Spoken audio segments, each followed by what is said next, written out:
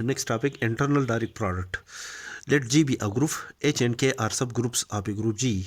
Then G is the internal product of the subgroup H and K if the subgroup H and K of a group G are normal subgroup of the group G. And also the group G satisfy the condition that the product of the subgroup H and K is equal to the group G, or the product of the subgroup K to the group H is also equal to the group G. That is if H1, H2, H3 up to so on up to Hn are normal subgroup of the group G, such that the product of these normal subgroup is equal to the group G. According to the second condition, that is, it can also be generalized in the form of, that is, there are more than two normal subgroups of the group G, such that the product of these normal subgroups of the group G is equal to the group G.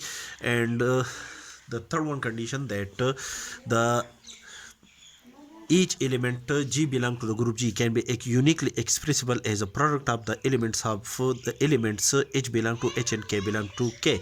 That is, the element G belong to the group G is equal to the product of the element H and K.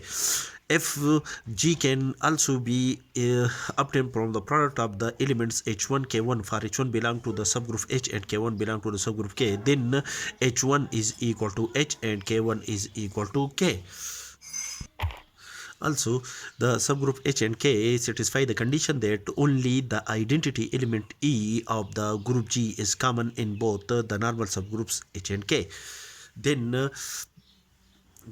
we can say that the subgroup H and K is the internal direct product of the subgroup of the group G. That is, the subgroup H and K are the internal direct product of the group G.